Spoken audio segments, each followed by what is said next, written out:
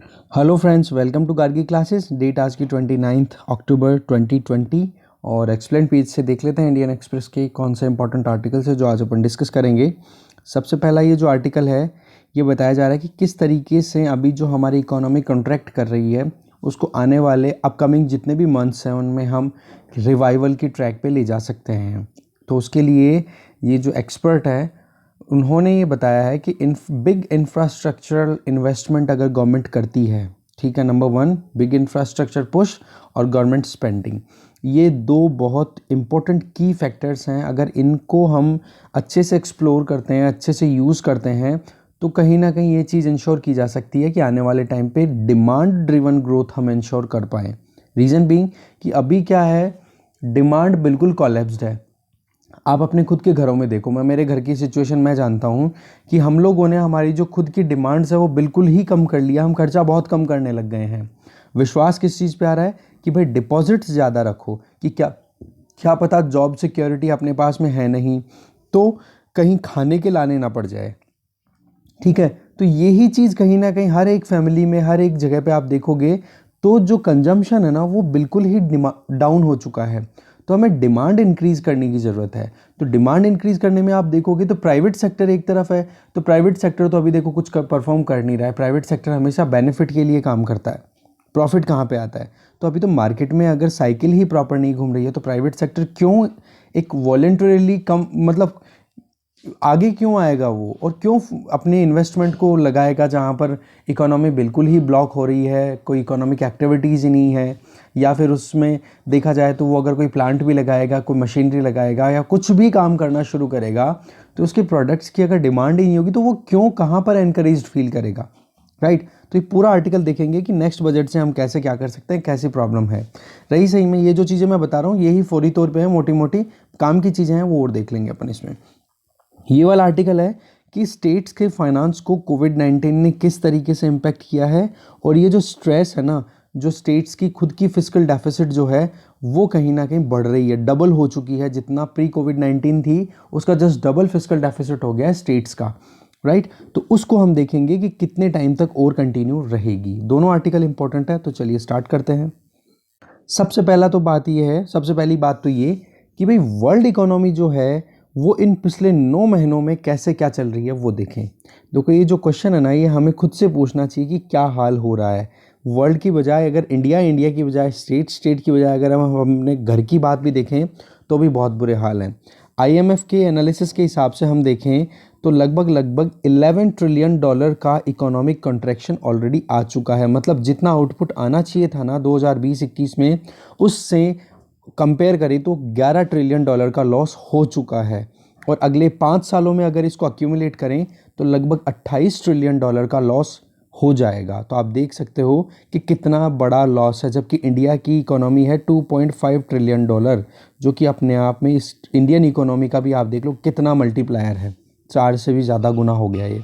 तो इस तरीके से हम देखें तो आउटपुट लॉस लगातार बनता जा रहा है। दूसरी तरफ हम देखें, एस्टिमेट लगाएं फंड्स का कि किस तरीके से मार्केट, डेवलप्ड मार्केट्स की बात करें जो एडवांस्ड कंट्रीज़ है वहाँ पे, और डेवलपिंग कंट्रीज़ है उनकी बात करें तो वहाँ पर तो डेवलप्ड कंट्रीज़ में तो जितना एस्टिमेट लगाया गया है ना ग्रोथ का, जीडीपी का, उसका लगभग 3.5% कम रहेगा।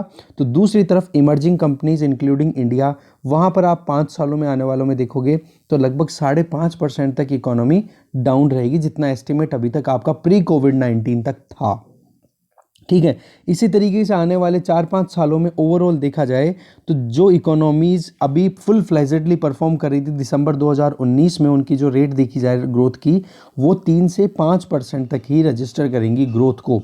तो ये थोड़ा सा बिगर पर्सपेक्टिव है। आप इसमें से जो भी काम की चीज़ लगे आप नोट डाउन कर लेना इसमें से, ठीक है। क्योंकि अगर 5 साल की बात हो, देखो महीने 2 महीने की बात हो तो हमें इतना ज़्यादा ध्यान देने की ज़रूरत है नहीं।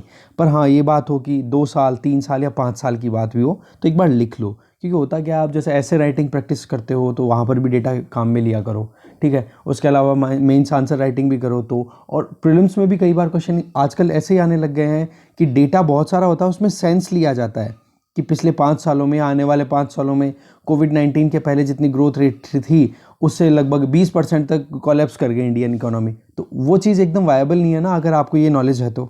इस तरीके से आप समझो थोड़ा। चाइना एक ऐसी बड़ी इकोनॉमी है जो वाकई में बाउंस बैक करती हुई दिखाई दे रही है। और चाइना की अगर इक्वेशन देखें और डेवलप्ड और इमर्जिंग इकोनॉमीज़ को ओवरऑल देखें तो 2021 तक आते आते एंड तक तो ये कहीं ना कहीं फिर अपने 2019 के लेवल को अचीव करने में चाइना अपने आप को कहीं ना कहीं कहते हैं ना कि कैपेबल है। बाकी इकोनॉमीज इतनी ज़्यादा कैपेबल दिखाई नहीं देती हैं। जब हम इंडिया के बारे में बात करते हैं तो हम बात हो रही है सीधी सीधी कि भाई आने वाले 2 साल तो कम से कम इंडिया को लगेगा कि किसी भी तरीके से प्री कोविड की जो कंडीशन थी इंडिया की इकोनॉमी की वो गेन कर पाए। देन कम्स कि भाई ये जो इम्पैक्ट है इंडिया के मेजर्स जो लिए जा रहे हैं इंडिया में, उनका इम्पैक्ट अप्रैल टू मिड अक्टूबर तक क्या मतलब पूरा सिनेरियो दिखाई देता है आपको। तो आरबीआई ने कंसिस्टेंटली बहुत सारे इंस्ट्रूमेंट्स देखो अप्लाई किए हैं कि किसी भी तरीके से आप देखो मॉरेटोरियम भी दिया है लोन्स पे, आपको पता है ईज आउट किया है कि कैसे भी करके लोन का प्रेशर ज़्यादा नहीं जाए, क्योंकि हमारे यहाँ पर कंजम्पशन कैसा चल रहा था, कंजम्पशन ड्रिवन थी हमारी ग्रोथ 2019 दिसंबर तक। बट उसमें भी आप देखोगे तो डेट लेकर के उधार लिया हुआ कंजम्पशन था, लोगों का खुद का कमाया हुआ कम था। तो वो डेट कहीं ना कहीं अक्यूमुलेट हो गया और रही सही में इकोनॉमी बिल्कुल ठप पड़ गई तो रीपे भी नहीं हो पाया। तो फिर भी आरबीआई ने अपनी तरफ से पूरी कोशिशें की है कि इंटरेस्ट रेट पॉलिसी रेट्स को भी कम रखा जाए। रही सही में आरबीआई ने लगातार फॉरवर्ड गाइडिंग इंट्रोडक्शन भी मतलब फॉरवर्ड गाइडिंग जो पॉलिसीज़ हैं वो भी इंट्रोड्यूस करता रहा आरबीआई कि आने वाले टाइम पे गवर्नमेंट को क्या करना चाहिए और इंडिविजुअल्स को कैसे परफॉर्म करना चाहिए।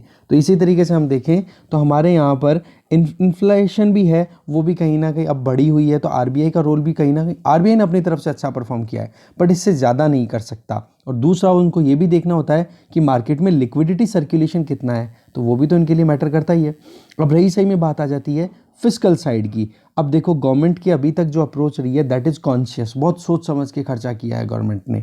ज़रूरत क्या है कि कहीं ना कहीं फिस्कल मल्टीप्लायर को हम गेन करें। होता क्या है जब इकोनॉमी में पैसा गवर्नमेंट स्पेंड करती है, जैसे मान लो कोई रोड प्रोजेक्ट है, मैंने आपको बताया था पहले भी कि एक रोड प्रोजेक्ट है मान लो, तो गवर्नमेंट यहाँ पर मान लो 500 करोड़ का ये प्रोजेक्ट है, तो ये स्पेंडिंग होगी तो ये जाएगा कहाँ, कॉन्ट्रैक्टर के पास में। कॉन्ट्रैक्टर किसको देगा, खुद थोड़ा बहुत रखेगा और बचा हुआ फिर अपने जो लेबर है उसको देगा। लेबर के हाथ में पैसा आएगा तो लेबर क्या करेगी, उससे डिमांड क्रिएट करेगी और दूसरी फैक्ट्रीज में कुछ प्रोडक्शन हो रहा था लेबर ऑटोमेटिकली कंज्यूम करेगी। तो कहने का मतलब ये इस तरीके से मनी आपने इन्फ्यूज़ करी एक प्रोजेक्ट से और उसका फिर मल्टीप्लिकेशन आपको लगातार दिखाई देता है। That is known as fiscal multiplier इसको बोला जाता है। ठीक है, तो आने वाले टाइम पे ये चीज़ हम इंश्योर करें तो उसके लिए गवर्नमेंट को थोड़ा सा असर्टिव होने की ज़रूरत है। इसी तरीके से हम देखें कुछ क्वेश्चन ऐसे हैं कि जिनके जवाब ढूंढना थ्रू आउट वर्ल्ड भी अपने आप में इंपॉर्टेंट है, तो इंडिया के लिए भी, कि ये जो फायर पावर है, फायर पावर का मतलब कि गवर्नमेंट के पास में कितना स्पेस है कि वो ज़्यादा पैसा मार्केट में फेंक सके। ठीक है, होता क्या है कि हमारे यहाँ पर नॉन लिनियरिटी ज़्यादा देखी जाए। नॉन लिनियरिटी का मतलब कि एक तरफ तो स्पेंडिंग बहुत ज़्यादा हो रही है बट आप जो आउटकम एक एक्सपेक्टेशन आपकी है वो आपको नहीं मिल पाती है, तो उसको बोलते हैं नॉन लिनियरिटी। तो इकोनॉमी में अगर गवर्नमेंट ने पैसा फेंक भी दिया तो क्या पक्की गारंटी है कि हाउस होल्ड जो है वो वाकई में गवर्नमेंट की एक्सपेक्टेशन के अकॉर्डिंग काम करेंगे। रीज़न भी कि गवर्नमेंट तो स्पेंड कर देगी बट लोगों की टेंडेंसी क्या है, भाई जॉब सिक्योरिटी है कि नहीं, आने वाले टाइम पे हमारी नौकरी भी बचेगी कि नहीं, तो वो क्या करते हैं पैसे को बचाने की कोशिश करते हैं ना कि पैसे को खर्च करने की। समझ गए इस चीज़ को। तो इस तरीके से एक ट्रेड ऑफ आ जाता है जिसकी वजह से इनइफेक्टिव हो जाता है। अब रही सही में हमारे फिस्कल डेफिसिट की बात करें तो वो ऑलरेडी ज़्यादा है, तो आप हायर फिस्कल मल्टीप्लायर को गेन करने के लिए आप ज़्यादा पैसा नहीं एक तरीके से इन्फ्यूज़ कर सकते हो इकोनॉमी में। ठीक है, तो इस नॉन लिनियरिटी को हमें प्रिवेंट करने की ज़रूरत है कि सरकार पैसा खर्च भी करे तो उसका कम से कम मल्टीप्लायर इफेक्ट तो हमें देखने को मिले। अब बात आती है कि 10% कॉन्ट्रैक्शन की बात आती है। ठीक है, और इंडिकेटर्स जो हैं अभी शो कर रहे हैं कि हम रिकवर कर रहे हैं, तो इसमें क्या इक्वेशन आ रही है कि कॉन्ट्रैक्शन तो ऑलरेडी हमने देखा कि 24% रजिस्टर कर लिया फर्स्ट क्वार्टर में, ये जो करंट फाइनेंशियल ईयर चल रहा है उसमें। देखो अभी हम देखें 24% तो कॉन्ट्रैक्शन कहाँ पे देखा गया था, अप्रैल जून वाले फर्स्ट क्वार्टर में 2020-21 के ये फाइनेंशियल ईयर में। तो इकोनॉमी अब धीरे धीरे ओपन अप हो रही है और एक्सपेक्टेशन भी है कि रीबाउंड कर लेगी, जो परिस्थितियाँ पहले चल रही थी कोविड-19 आउटब्रेक से पहले वो की वो। पर हम देखें नंबर्स को हम दो तरीके से देखें। देखो एक तो इन्फेक्शन रेट जो है वो अभी कम तो हो गई बट आप कुछ भी एक्टिविटीज़ अगर करते हो ज़्यादा तो वहाँ पर ज़्यादा केसेस बढ़ने के स्कोप बनते रहते हैं। बट फिर भी हम देखें तो हाउस होल्ड जो हैं अब धीरे धीरे कॉन्फिडेंट भी होते दिखाई दे रहे हैं, नॉर्मलाइज कर रहे हैं अपनी एक्टिविटीज़। जैसे बिहार का सुबह मैंने बताया था एडिटोरियल डिस्कशन में कि किस तरीके से बिहार में 2015 में इलेक्शन हुए थे, असेंबली इलेक्शन, तो उस टाइम पे 56% के लगभग टर्न अराउंड था वोटिंग का, और अब की बार 52% है। तो कोविड-19 का असर केवल 3% पॉपुलेशन पे पड़ा है। तो वो चीज़ अपने आप में एनकरेजिंग है कि लोगों के मन से जो कोविड-19 का डर था वो अब धीरे धीरे ख़त्म हो रहा है। रही सही में कंज्यूमर कॉन्फिडेंस है, तो सर्वेज के अकॉर्डिंग देखें तो अब धीरे धीरे कंज्यूमर कॉन्फिडेंस भी बढ़ता जा रहा है। और सितंबर के बाद में आप देखोगे तो फैमिली जो है खर्चा तो कर रही है बट वो ऑप्टिमिस्टिक वे में कर रही है, बहुत सोच समझ के। ऐसे नहीं कि हाँ रेकलेसनेस नहीं कि हाँ भाई चलो मार्केट में जाओ, पैसा अपने पास में नहीं है तो क्रेडिट कार्ड स्वाइप कर लिया, उठा लिया, नहीं, क्योंकि अभी लोन भी उनको रीपे करने की टेंशन चल रही है। तो कहने का मतलब नॉर्मलाइजेशन की तरफ जा रही है इकोनॉमी, बट अभी थोड़ी स्पीड कम है। रही सही में आप देखोगे कि ग्लोबल इकोनॉमी जो थर्ड क्वार्टर में है वो लगभग 35% तक ग्रोथ कर रही है, बट फोर्थ क्वार्टर में जैसे एंटर होगी, फोर्थ क्वार्टर का मतलब जनवरी फरवरी मार्च, ठीक है, 2021 की बात कर रहा हूँ, वो केवल 7% रजिस्टर करेगी। तो इस तरीके से ओवरऑल आप देखोगे तो अभी भी इकोनॉमी इतना ज़्यादा स्पीड से ग्रो नहीं करेगी। तो कहने का मतलब आगे आप देखोगे कि 2 से 3 साल तो एटलीस्ट लगेंगे पूरी इकोनॉमीज़ को अपनी प्रॉपर ट्रैक पे आने में, ठीक है। यहाँ पर राइटर ये जो एक्सपर्ट हैं ये बोल रहे हैं कुछ मोस्ट इम्पॉर्टेंट पॉइंट्स है जिन पे हमें ध्यान देने की ज़रूरत है कि जहाँ जीडीपी लगभग 55% से इंक्रीज होती है, ठीक है, जब हमारी जीडीपी में सर्विस सेक्टर का कंट्रीब्यूशन लगभग 55% है। समझना आप इस चीज़ को कि सर्विस सेक्टर का कितना कंट्रीब्यूशन है, 55%, जबकि यहाँ पे हमने जो अभी ग्रोथ रजिस्ट्रेशन की बात की, यहाँ पे सर्विस का तो नाम ही नहीं लिया, हमने तो गुड्स की बात की है। अब चाहे फिर वो एक्सपोर्ट हो, इंपोर्ट हो, फ्रीट हो या फिर कार्गोज हो या कुछ भी हो, ये सब तो गुड्स हैं भाई। जबकि हमारे यहाँ तो 55% तो कंट्रीब्यूशन किसका है, सर्विसेज का। जबकि आप दूसरी तरफ देखो सर्विस में होटल सर्विस हो गई, प्रोफेशनल सर्विसेज हो गई, कंस्ट्रक्शन सर्विसेज हो गई, ये तो भाई बहुत स्लोली रिकवर कर रही है। तो इसका मतलब हमें और भी ज़्यादा टाइम लगेगा, क्योंकि हमारे सर्विस सेक्टर में सबसे बड़ी रिस्क क्या है कि सोशल डिस्टेंसिंग को मेंटेन करना इज़ अ बिग डील, वो प्रॉपर नहीं हो पाती। इस वजह से कहीं ना कहीं केसेस अभी भी बढ़ने का डर है अगर सर्विस सेक्टर फुल फ्लेजेडली वर्किंग में आ जाता है। समझ गए। और रही सही में आपको पता ही है कि लेबर मार्केट किस तरीके से कोलैप्स किया हुआ है। अगर कोई प्रोजेक्ट ऑलरेडी चल भी रहे थे तो वो प्रोजेक्ट एकदम हॉल्टेड है। और इसमें आप देखोगे तो एक हिस्टेरिसिस इफेक्ट देखने को मिलेगा। हिस्टेरिसिस इफेक्ट का मतलब मैं आपको सिंपल सा बता देता हूँ। जैसे किसी एक मटेरियल को आप मैग्नेटाइज करना चाह रहे हो, उसमें मैग्नेटिक इफेक्ट लाना चाह रहे हो कि मैग्नेट बनाओ, तो आपने जब शुरुआत की तो यहाँ से शुरू किया जीरो से, ठीक है, और जैसे मैग्नेटिक इफेक्ट दिया तो आपको कर्व ऐसा देखने को मिला। फिर आपने मैग्नेटिज्म किया तो यहाँ पे मैक्सिमम सैचुरेशन आ गया। अब फिर उसके बाद में क्या होगा, आप उसको छोड़ दोगे उस मटेरियल को तो वो धीरे धीरे डीमैग्नेटाइज होना शुरू करेगा। तो वो आप वहाँ पे आप देखोगे तो कर्व इस तरीके से आएगा। आना तो इधर से चाहिए था जिस तरीके से आपने किया, बट आता इस तरफ से। तो ये जो गैप है ना, ये हिस्टेरिसिस गैप बोला जाता है इसको। अब आप देखो यहाँ पे, अब मैं लेबर मार्केट से इसको कोरिलेट करता हूँ। लेबर जैसे ही आपने लॉकडाउन लगाया, क्या हुआ जी, यहाँ से अचानक से रिवर्स माइग्रेशन हो गया, अचानक से स्पीड से। बट अब रिवर्स माइग्रेशन से अब वापस से लोग अपने घरों से शहरों में आएंगे उठ करके, तो वो स्पीड क्या रहेगी, जिस स्पीड से वो गए उससे बहुत कम। तो कहने का मतलब लेबर मार्केट भी तो क्राइसिस फेस कर ही रहा है ना। वो चीज़ कहीं ना कहीं और ज़्यादा प्रॉब्लम का कारण बन रही है, क्योंकि लेबर ही तो, जैसे कंस्ट्रक्शन एक्टिविटीज़ हो रही है तो लेबर वहाँ परफॉर्म कर रहा है, तो सर्विस सेक्टर ही तो है। तो वो चीज़ हमें टैकल करने की ज़रूरत है, लेबर मार्केट वाली। वो कहीं ना कहीं वरीसम भी है, तो हमें विजिलेंट भी रहना पड़ेगा उस चीज़ को लेकर के। फिर बात पूछी जाती है कि होटल, टूरिज्म, रेस्टोरेंट, एविएशन, ये जो सर्विस सेक्टर की बात करें तो ये कब तक रिकवर कर पाएंगे। तो एक्सपर्ट जो हैं वो ये बोलते हैं कि एक इंटेलिजेंट मैनर में हमें काम करना पड़ेगा, कैलिब्रेटेड मैनर में इन सर्विस सेक्टर को ओपन करने की ज़रूरत है। क्योंकि यूरोप ने बहुत जल्दबाजी में ओपन किया और वहाँ पर आप देख सकते हो सेकेंड वेव ऑफ इन्फेक्शन, मतलब लोगों में इन्फेक्शन और ज़्यादा बढ़ता हुआ दिखाई दिया। तो हम रिस्क नहीं ले सकते, हाँ, ये बात ठीक है कि हमने ह्यूमन बिहेवियर को बहुत हद तक मोल्ड कर दिया है कि लोग अपनी चीज़ों को अपने हिसाब से मेंटेन करें, बट सबसे इंपॉर्टेंट चीज़ जो है कोविड-19 को कंट्रोल करने की, दैट इज़ सोशल डिस्टेंसिंग। तो ये चीज़ हमें कहीं ना कहीं लर्न करनी पड़ेगी, पर उसके लिए सबसे इंपॉर्टेंट है पहले कि वैक्सीन तो आए एटलीस्ट। वैक्सीन आएगा तो कॉन्फिडेंस आएगा, और उसके बाद में फिर आप देखोगे तो लोग मास्क भी परमानेंट लगाना शुरू कर देंगे, अपने जो खुद की प्रिवेंटिव अप्रोचेस हैं वो अपने आप फॉलो करना शुरू कर देंगे। तो इस तरीके से हमें थोड़ा सा कैलिब्रेटेड और इंटेलिजेंट मैनर में इस सेक्शन को ओपन करने की ज़रूरत है। फिर बात आती है कि सर्विस सेक्टर में ग्रोथ आएगी कहाँ से, ठीक है, कहाँ से आ सकती है, क्योंकि अभी सर्विस सेक्टर तो बहुत ज़्यादा सबड्यूड है, बहुत ज़्यादा लोअर परफॉर्म कर रहा है।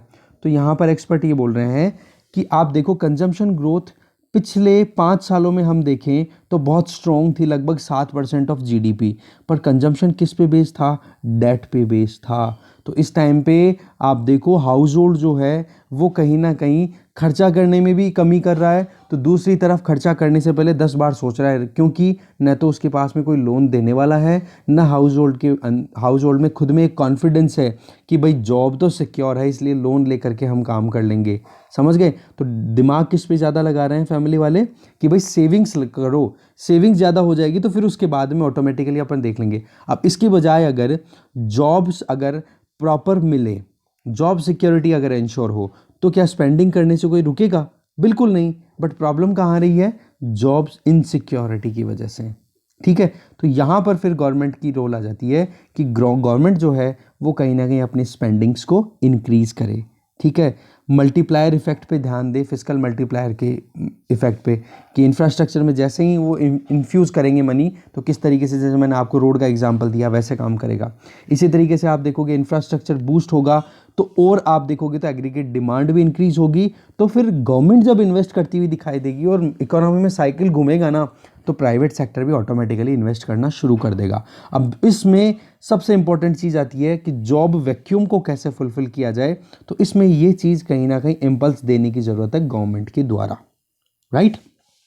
इसके अलावा आप देखो कि ये जो राइटर हैं ये खुद बोलते हैं कि भाई आप एग्रेसिव एसेट सेल भी कर सकते हो, क्योंकि आपके पास में पीएसयूज़ हैं, बहुत सारे लैंड एसेट है, गवर्नमेंट के पास में इतनी ज़मीनें, आप दिल्ली में देखो या कोई भी मेट्रो सिटी में देखो जहाँ पे आस पास में तो बहुत हाई राइज बिल्डिंग्स हैं, और दूसरी तरफ आप देखोगे तो ज़मीनें लंबी लंबी खाली पड़ी हैं, वो गवर्नमेंट का एसेट ही तो है, तो उसको आप सेल आउट करो, प्राइवेट इन्वेस्टमेंट वहाँ पर लेकर के आओ।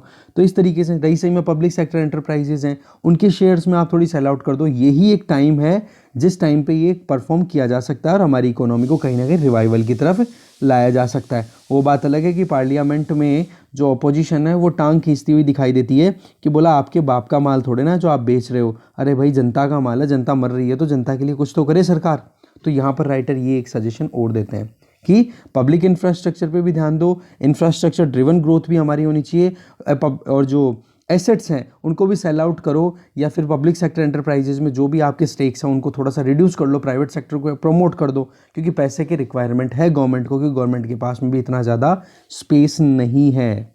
अब बात यह आ जाती है कि गवर्नमेंट अगर इस तरीके से काम करेगी तो गवर्नमेंट के तो हायर फिस्कल डेफिसिट के पहले ही रिस्क बनी हुई है, उसका क्या? तो राइटर यहाँ पे बोलते हैं ये क्वेश्चन है ना, ये वाकई में हमें थोड़ा सा बैक लेकर के जाना चाहिए, स्टार्टिंग पॉइंट से समझने की ज़रूरत है। देखो, जीडीपी और GDP to date to GD, मतलब एक तो जीडीपी हो गई आपकी पूरी बाउंड्री में कितना क्या हो रहा है प्रोडक्शन, वो अब डेट टू जीडीपी, इन दोनों का अगर हम देखें तो इंडिया अभी करंटली स्टैंड करता है 72% पे। अब देखो जितना हमारा जीडीपी है उसका 72% तो डेट टू जीडीपी परसेंट हो रहा है, तो उस केस में गवर्नमेंट के पास में स्पेस कितना कम बच गया। अगर इस केस में ही हम थोड़ा सा और देखें कि हमारा फिस्कल डेफिसिट 4 से 5%, 4.5 से 5% भी रहे ना, तो भी गवर्नमेंट के पास में स्पेस रहता है। बट अभी क्या हो रहा है कि ऑलरेडी हमारा फिस्कल डेफिसिट डबल डिजिट्स में चलना शुरू हो गया, आपको पता होना चाहिए ये चीज़। तो उस केस में गवर्नमेंट के पास में स्पेस बहुत कम बच जाता है। तो कहने का मतलब अब गवर्नमेंट को स्पेंड करने के लिए दूसरे तरीके ढूंढने पड़ेंगे। अब गवर्नमेंट ही तो एक सर्वा रहेगी, वही तो बचा सकती है। तो उस केस में यहाँ पर ये एक इम्पॉर्टेंट सोल्यूशन जो ऑलरेडी यहाँ पर 3-4 जो हमने देखे वो अच्छे से निकल के आते हैं। देन कम्स कि अभी जो करंट अकाउंट डेफिसिट है या करंट अकाउंट सरप्लस है, उसका क्या हम एक्सपेक्टेशन या उसका क्या इफेक्ट देख सकते हैं। तो जो एक्सपर्ट हैं ये हैं साजिद चिनॉय, इन्होंने ये दिए हैं आंसर्स। ठीक है, नेशनल अफेयर एडिटर हैं, ये अफेयर्स एडिटर हैं, ठीक है। तो इन्होंने ये बोला कि हमारी इकोनॉमी अभी सरप्लस में चल रही है। करंट अकाउंट की बात की जाए तो करंट अकाउंट का मतलब कि हम इंटरनेशनली क्या लेन देन कर रहे हैं गुड्स और सर्विसेज में, उसका क्या हिसाब किताब है। तो इसको राइटर सीधा सा बोलते हैं ये एक सेविंग इन्वेस्टमेंट बैलेंस है कि कितना आपने बचाया, कितना आपने इन्वेस्ट किया और उसका बैलेंस। तो अगर सरप्लस में है दैट मीन्स कि आपके यहाँ पर प्राइवेट सेक्टर जो है वो ज़्यादा आपकी तरफ अट्रैक्टेड है। बट उसमें भी आप देखोगे तो हम ध्यान दें तो एक तरफ तो होता है डेफिसिट, एक तरफ होता है सरप्लस। तो सरप्लस की तरफ तो इसका मतलब आपने इंपोर्ट कम है, इंपोर्ट कम है इसका मतलब क्या हो गया, हमारे यहाँ पर डिमांड कम है। ये आगे आएगी ये बातें, यहाँ से मैं थोड़ा कोरिलेट कर रहा हूँ यहीं पे, समझ गए। तो डिमांड भी तो कम शो कर रहा है ना अगर सरप्लस है तो हमारे यहाँ पे, क्योंकि बहुत से गुड्स है जो हम इंपोर्ट करके फिर कंज्यूम करते हैं, ठीक है। दूसरे वर्ड्स में राइटर ये बोलना चाह रहे हैं कि कंजम्पशन अगर कम है तो उस केस में डेफिनेटली सेविंग्स ज़्यादा हो रही है। तो सेविंग ज़्यादा हो रही है तो वो तो जाकर के अकाउंट में आप डिपॉजिट कर रहे हो, तो उस केस में तो फिर वो या इकोनॉमी में तो पैसा घूमता रहेगा, तभी तो इकोनॉमी राइज करेगी। तो आपने तो एक तरीके से डंप कर दिया है पैसे को, वो बात अलग है कि 2 से 3% आपको मिल जाएगा। फिर बैंक के पास में पैसे बहुत ज़्यादा आ गए, बैंकों के पास में जो डिपॉजिट हो गया मनी, एक तरफ आपके मार्केट में डॉलर्स बहुत ज़्यादा है, एक तरफ बैंकों के पास में रुपया बहुत ज़्यादा है। तो आरबीआई को तो इस डॉलर को भी मैनेज करना है और इस रुपया जो उसके पास में आ गया आरबीआई के पास, सॉरी बैंकों के पास में और आरबीआई के पास में, उसको भी मेंटेन करना है। क्यों? क्योंकि बैंक अगर अपने खुद के अकाउंट में पैसा पड़ा रखेंगे तो क्या जिन लोगों ने डिपॉजिट करा है उनको इंटरेस्ट रेट प्रीपे कर पाएंगे 3-4% जो भी हो सेविंग अकाउंट पे, या जो भी उन्होंने बॉन्ड रिलीज कर रखे हैं। तो बैंक क्या करते हैं, गवर्नमेंट से बॉन्ड लेंगे, ठीक है, गवर्नमेंट बॉन्ड रिलीज करेगी, आरबीआई या जो बैंक है वो परचेज कर लेंगे और फिर उसके बदले में अपने हाथ में जो पैसा है वो दे दिया जाएगा। क्योंकि गवर्नमेंट के अलावा अभी आरबीआई और बैंक्स को, आरबीआई तो छोड़ो, बैंक्स को किसी और चीज़ पे कॉन्फिडेंस ही नहीं है कि कहीं और से हमारा लोन वापस आ जाए। क्योंकि आपको पता है कोविड-19 के बाद में मॉरेटोरियम दे दिया इन्होंने, और रही सही में फिर अब उनका जो लोन रिकवरी रेट है वो भी बहुत वीक पड़ गई है, उनके पास पैसा ही नहीं आ रहा बैंक्स के पास में। तो उस केस में क्या हो जाता है, बैंक्स जो है वो रिस्क नहीं लेना चाहते, ठीक है।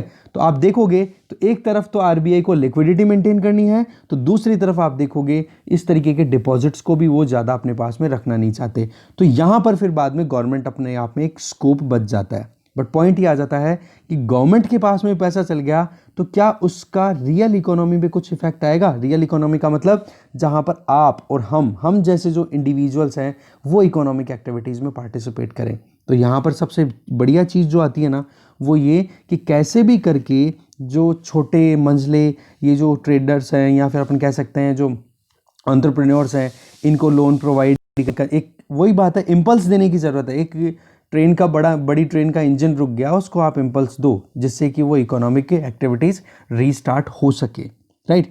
इस तरीके से आप देखोगे इकोनॉमी में कहीं ना कहीं सेफ्टी वॉल की तरफ ज़्यादा विश्वास किया जा रहा है। बैंक भी है, रिस्क नहीं लेना चाह रहे हैं, सेविंग्स भी एक्स्ट्रा हो रही हैं, लोग खर्चा कम कर रहे हैं, बचाने की ज़्यादा विश्वास कर रहे हैं। बात वही घूम करके कि भाई जॉब सिक्योरिटी है कि नहीं, अगर जॉब सिक्योरिटी हो तो हम खर्चा कर देंगे, नहीं होगा तो नहीं। तो इस तरीके से आप देखोगे पॉलिसी मेकर्स को ये चीज़ डिसाइड करनी है कि कैसे भी करके फिस्कल स्टिमुलस भी दिया जाए। स्पेस कम है गवर्नमेंट के पास में, पर क्या तरीके से एक लूप स्टैब्लिश किया जाए जिससे कि फिस्कल स्टिमुलस दिया जा सके। कहने का मतलब गवर्नमेंट स्पेंडिंग करे, और उसमें आप देखोगे अगर फिस्कल स्टिमुलस से आपको फिस्कल मल्टीप्लायर का इफेक्ट दिखता है इकोनॉमी में, तो देखो आरबीआई को फिर डेट मोनेटाइजेशन की तरफ भी नहीं जाना पड़ेगा, डेफिसिट मोनेटाइजेशन भी नहीं करना पड़ेगा, मतलब नए पैसे प्रिंट करने की ज़रूरत नहीं पड़ेगी। तो इस तरीके की डिफ़िकल्ट सर्कमस्टांसेस में पेचीदगियाँ बहुत ज़्यादा बढ़ जाती है, ये आप देख भी रहे हो। इसी तरीके से आप देखो कि विंडो ऑफ अपॉर्चुनिटी की बात करें तो क्या अभी खुल गई है या फिर आप देखोगे बाद में खुलेगी। तो राइटर जो बोल रहे हैं, बोले कि मेरे हिसाब से जो है 2 तरीके के फिस्कल रिस्पॉन्स दिए जा सकते हैं इस तरीके के क्राइसिस में। एक तो देखो हमारा जो पेशेंट है, इकोनॉमी है, ये बिल्कुल हालत ख़राब है, अब हमें तो बचाना है ना पेशेंट को। अब चाहे कितना ही कर्जा करना पड़े, कितने ही रेडिकल से रेडिकल कदम उठाने पड़े, हमें उठाने पड़ेंगे और हमें उठाने ही चाहिए। जिनमें एक तो ये बोल रहे हैं कि हमें एग्रीगेट डिमांड को स्ट्रॉन्ग करना पड़ेगा। एग्रीगेट डिमांड कैसे स्ट्रॉन्ग हो सकती है, बोले कि स्मॉल एंड मीडियम एंटरप्राइजेज जो है ना, आप उनको आप वेरी गुड क्रेडिट अवेलेबल करो। अब वो क्रेडिट उनके पास में जाएगा, वो इन्वेस्ट करेंगे तो नई जॉब्स क्रिएट होंगी, और उन जॉब की वजह से फिर वही बात पूरी की पूरी साइकिल घूमना शुरू हो जाएगी, ठीक है। तो यहाँ पर आप देखोगे डेट लेवल इंक्रीज होने का डर है, तो अल्टीमेटली इकोनॉमी के लिए वाइबल हमें कहीं ना कहीं एक स्कोप ढूंढना पड़ेगा। क्यों? क्योंकि एसएमईज अगर लोन ले लेती हैं, मान लो उन्होंने इन्वेस्ट भी कर दिया, अब इन्वेस्ट किया तो उनके पास में फायदे का सौदा हो रहा है कि नहीं, क्योंकि हमारे तो डिमांड तो ऑलरेडी कोलैप्स किया हुआ है ना। तो डिमांड और एसएमईज दोनों हैंड इन हैंड चलनी चाहिए, एक चीज से आप नहीं कर सकते हो, क्योंकि एसएमईज को फायदा तभी तो होगा ना जब कंज्यूमर उनके प्रोडक्ट्स को कंज्यूम करेंगे, चाहे वो सर्विस हो चाहे गुड्स हो। और फिर वो कंजम्पशन होगा, उसी के बेसिस पे तो उनको रेवेन्यू मिलेगा, और उसी के बेसिस पे वो अपनी क्रेडिट या फिर जो डेट लायबिलिटी है उसको फुलफिल कर पाएंगे, जो उधार लिया उन्होंने बैंकों से। तो इस तरीके से आप देख सकते हो ये दो चीज़ें बहुत इंपॉर्टेंट हो जाती है। तो इसमें थोड़ा लंबा टाइम लगेगा, और वही बात वापस बोल रहे हैं राइटर कि इंफ्रास्ट्रक्चर और एसेट सेलिंग सबसे बढ़िया ऑप्शन है, इस पे दिमाग लगाओ, इस पे जल्दी से जल्दी करो, नहीं तो हम और डिले कर जाएंगे हमारी ग्रोथ को रिवाइव करने में। अब बात आती है कि वेज सब्सिडीज के बेसिस पे कुछ किया जा सकता है क्या? कहने का मतलब लोगों को भत्ते एक्स्ट्रा दे दिया जाए, ठीक है। उससे बोला एसएमईज जो उधार लेंगी, देखो उनके पास में तो इतना कुछ स्कोप रहता नहीं है, क्योंकि वो खुद उधार लेकर के काम कर रही है। पर एक चीज़ है कि डिमांड अगर ग्रोथ हो गई, डिमांड अगर अपनी स्ट्रॉन्ग बन जाती है, तो एसएमईज को बेनिफिट हो जाएगा। फिर वो ही साइकिल की बात, लोन लिया बैंक से, यहाँ पे बैंक, एसएमईज ने लोन ले लिया तो अपनी इन्वेस्टमेंट की, फैक्ट्री खोल दी, उसके बाद में आप देखोगे तो यहाँ पर लेबर भी काम करेगी, और रही सही में और भी एक्टिविटीज़ हो रही हैं, तो वहाँ पर अगर जो पब्लिक है वो क्या करेगी, इस एसएमई के प्रोडक्ट को कंज्यूम भी करेगी। अब प्रोडक्ट को कंजम्पशन अगर मिलना शुरू हो गया, मतलब डिमांड आपकी स्ट्रांग होने लग गई है, तो एसएमई की फैक्ट्री जो है ये भी तो कहीं ना कहीं स्ट्रेंथ गेन करेगी, और इस एंटरप्रेन्योर को कहीं ना कहीं ज़रूरत भी तो पड़ेगी ना लेबर की, तो इसका मतलब अपने लेबर को फायर भी नहीं करेगा। तो कहने का मतलब आप इस तरीके से देखो कि यहाँ पर पब्लिक ने डिमांड ड्रिवन जो अपनी डिमांड पुट की, इसके प्रोडक्ट बिके, फायदा हुआ, और इसने अपना लोन रीपे कर दिया, तो बैंक को भी फायदा हो गया, पब्लिक का फायदा हो गया, और पब्लिक जो है वो आपके यहीं पर तो जॉब कर रही है। इस तरीके से आप अलग अलग एसएमईज को एक साथ ला सकते हो, बट इसके लिए वही चीज़ है, स्पेस कितना बचा हुआ है। सरकार के पास में स्पेस कम है, बात वही आ जाती है कि एसेट्स को सेल कर दो, या फिर आप किसी भी तरीके से नए इंफ्रास्ट्रक्चर प्रोजेक्ट्स में इन्वेस्ट करो, जिससे कि लॉन्ग टर्म में अपने बेनिफिट होना शुरू हो। ठीक है, तो चलिए नेक्स्ट आर्टिकल देखते हैं। कोविड-19 ने जो स्टेट्स की जीडीपी है, ठीक है, उसका क्या हाल कर रखा है अभी वो जानते हैं। देखो, रिजर्व बैंक ऑफ इंडिया ने अपनी एक स्टडी पब्लिश की है जिसमें स्टेट्स के फाइनेंस से रिलेटेड उसमें इंफॉर्मेशन है, और वो इंडिकेट करता है कि जो स्टेट्स की ग्रोस फिस्कल डेफिसिट है, जीएफडीज अपन बोले, तो लगभग डबल हो चुकी है। तो आप देखो, अभी फिस्कल डेफिसिट हमने गवर्नमेंट की बात की, यहाँ पर स्टेट्स का हाल देखो, डबल फिस्कल डेफिसिट हो चुकी है जितना उनका पहले से था। तो कहने का मतलब ये है कि आने वाले टाइम पे ये कितना चैलेंजिंग हो सकता है ये हम समझ सकते हैं, क्योंकि इकोनॉमी में देखो सर्कुलेशन है नहीं। जब इकोनॉमी सर्कुलेट ही नहीं कर रही है, बड़ी बड़ी इंडस्ट्रीज़ एकदम ठप पड़ी हैं, तो बताओ जी, उनके प्रोडक्ट की डिमांड ही नहीं है मार्केट में, तो क्या वो टैक्स देंगे गवर्नमेंट को? देने लायक ही नहीं रहेंगे। तो गवर्नमेंट के पास में रेवेन्यू लॉसेस भी हैं, खर्चा भी बहुत ज़्यादा करना है, क्योंकि ये बीमारी का जो असर है ये लगातार बढ़ता जा रहा है। और इसके अलावा आप देखो, प्राइवेट सेक्टर तो बिल्कुल फिसड्डी साबित हुआ है इस पर्टिकुलर सेक्टर में, कि जब से कोविड-19 आया है तो इन लोगों ने तो एग्जॉर्बिटेंट प्राइसेस लगाना शुरू कर दिए। आज हो सकता है आपके कोई रिलेटिव, कोई जानकार हो जो देख रहे हैं कि मतलब 50-50 हज़ार रुपये उनको एक एक पेशेंट पे खर्च करना पड़ रहा है, जबकि 50,000 रुपये कोई और प्रोडक्टिव चीज़ में खर्च करते। तो प्राइवेट सेक्टर ने तो बिल्कुल धोखा दिया है, इसमें तो डाउट ही नहीं है। इस पे एक आर्टिकल भी आया था जिसमें मैंने बताया था कि जहाँ जहाँ पर सोशलिस्टिक सेक्टर ज़्यादा है, सोशलिस्टिक ट्रेंड ज़्यादा है, जैसे रशिया, चाइना, इन लोगों ने क्यों कंट्रोल कर लिया अपने यहाँ पे आउटब्रेक को? इसकी वजह ये थी कि गवर्नमेंट ने के हाथ में सब कुछ था, और गवर्नमेंट ने प्राइवेट सेक्टर पे बिल्कुल विश्वास नहीं किया। जबकि यूएस और वेस्टर्न कंट्रीज़, जो यूरोपियन वेस्टर्न कंट्रीज़ है, वहाँ पर प्रॉब्लम क्यों आई? क्योंकि प्राइवेट सेक्टर के हाथ में सब कुछ था। तो उन्होंने फिर बाद में वही है, एक तो गवर्नमेंट वैक्सीनेशन अवेलेबल कराती है छोटे बच्चों को फ्री में, और एक वो वहीं पे छोटे बच्चों को अगर पैसे मांगने शुरू कर देंगे तो लोग रिलक्टेंट हो जाते हैं कि भाई जेब से पैसा खर्च करना पड़ेगा। और इंडिया जैसे कंट्री में तो हम वैसे ही जानते हैं कितनी गरीबी है हमारे यहाँ पे। तो आप देख सकते हो कि गवर्नमेंट पे कितना बर्डन बढ़ा है। एक तो इकोनॉमी को चलाए के रखना, दूसरा मैंने आपको बताया केसेस लगातार बढ़ते जा रहे हैं तो गवर्नमेंट को ही स्पेंड करना पड़ रहा है हॉस्पिटल्स में, ठीक है। तीसरा, गवर्नमेंट को खुद को रेवेन्यू नहीं मिल रहा, तो मतलब फंस चुकी है गवर्नमेंट बहुत ज़बरदस्त तरीके से। आप देखो पेचीदगियाँ कितनी ज़्यादा है, और इस पर आ भी चुके हैं बहुत सारे आर्टिकल्स। खैर, अब बात करते हैं अपन कि स्टेट्स की जो ग्रोस फिस्कल डेफिसिट है ये कहाँ तक लेकर जा रही है। अब देखो 2.4 GSDB का आपको ये फिजिकल डेफिसिट दिखाई देगा। जीएसडी मतलब जीडीपी ऑफ द स्टेट, ठीक है। उस स्टेट का 2.4 फिजिकल डेफिसिट चल रहा था कोविड-19 आउटब्रेक से पहले, जो बढ़कर के बाद में अब कितना हो गया 4.6%, डबल से भी ज़्यादा नहीं, और डबल से थोड़ा कम, ठीक है, 0.2% कम रह गया। तो इस तरीके से आप देख सकते हो स्टेट्स के पास में, बेचारों के पास में क्या रह गया जी खर्च करने के लिए। रही सही में ये स्ट्रेस है, ये लगातार बना रहेगा? बोला जी हाँ बना रहेगा, क्योंकि एक ये सीजर इफेक्ट बोला जा रहा है। ये ज़रूर आप नोट कर लेना, सीजर्स इफेक्ट रिसेंटली न्यूज़ में था, ये क्या है, इस तरीके के क्वेश्चन बनते हैं। तो आप देखोगे इसमें कि एक तरफ तो स्टेट्स को क्या रेवेन्यू नहीं मिल रहा, क्योंकि डिमांड ही नहीं है, डिमांड नहीं है तो फिर बाद में इकोनॉमिक एक्टिविटीज़ नहीं है, तो टैक्स ही नहीं आ रहा, ना कोई फ़ी दे रहा है, ठीक है, गवर्नमेंट के पास में पैसा नहीं आ रहा। और रही सही में ये पेंडेमिक के कंट्रोल करने के लिए एक्सपेंडिचर भी स्टेट को ही करना पड़ रहा है। तो देखो दोनों तरफ से जेब खाली हो रही है, तो इसको बोलते हैं सीजर्स इफेक्ट। और ये परिस्थिति लगातार बनती जाती है जब एक विशियस साइकिल चल जाती है। तो ये जो स्ट्रेस है ना स्टेट्स के ऊपर, ये लगातार बनती रहेगी। अब रही सही में आप देखो लॉकडाउन लोकल लेवल पे लगाया जा रहा है, तो उसकी वजह से भी इकोनॉमिक एक्टिविटीज़ फुल फ्लेजेडली फ्लो में नहीं आई अभी तक। दूसरा आप देखो टैक्स बायंसी, वो भी तो आप देखोगे तो बैकवर्ड लुकिंग है। कहने का मतलब टैक्स में कलेक्शन भी बहुत कम हो रहा है, जो मैंने आपको ऑलरेडी बता दिया वजह क्या है, सारी चीज़ें आपको क्लियर होनी चाहिए, ठीक है। देखो इकोनॉमिक्स ऑल अब इकोनॉमी जो है ना इंडिया की कॉन्सेप्ट पे बेस्ड है। कॉन्सेप्ट अगर आपको समझ में आ रहा है ना मेरे पढ़ाए हुए, इसका मतलब आप आराम से क्लियर कर दोगे। पेपर उठा के देखो आपकी बार इकोनॉमी के, अभी जो 2020 प्रीलिम्स का जो एग्जाम लगा है ना, उसमें आप देखोगे कि किस तरीके के कॉन्सेप्ट बेस्ड क्वेश्चंस थे, ठीक है। और कॉन्सेप्ट अगर आपके इजीली क्लियर है ना, इश्यूज क्लियर हैं, तो आप अप्रोच कर लोगे इजीली क्वेश्चंस को। फैक्चुअल चीज़ें तो खैर रटनी पड़ती है, पर वो भी चीज़ें कहीं ना कहीं हेल्प करी जाती हैं। खैर आगे बात करते हैं स्टेट्स पे अब क्या इम्पैक्ट रहेगा। देखो जी इंटरलिंकिंग तो हर एक चीज़ में है। एक तरफ आप ग्रोथ की बात करो, दूसरी तरफ आप रेवेन्यू की बात करो, टैक्स रेवेन्यू की। ग्रोथ ही नहीं है तो फिर टैक्स रेवेन्यू स्टेट्स के पास कहाँ आएगी। तो इस तरीके से टैक्स रेवेन्यू लगातार गिरती जा रही है। अब जीडीपी ग्रोथ नेगेटिव में जा रही है, तो टैक्स रेवेन्यू भी लगातार डाउन होती जा रही है। तो स्टेट्स के पास में स्पेस ही नहीं है। और पेंडेमिक रिलेटेड स्पेंडिंग जो है हेल्थ पे या फिर कोई भी सपोर्ट मेजर देने की कोशिश करे, तो ये सीजर्स इफेक्ट है ना, ये तो भाई लगातार बढ़ता हुआ दिखाई दे रहा है। इसमें तो कोई स्कोप ही नहीं है कि अभी रुक जाए। तो एक ये विशियस साइकिल से चल पड़ी है, ठीक है। स्टेट्स का आप देखोगे कर्जा भी बढ़ता जा रहा है, इंडेटेडनेस भी लगातार बढ़ती जा रही है।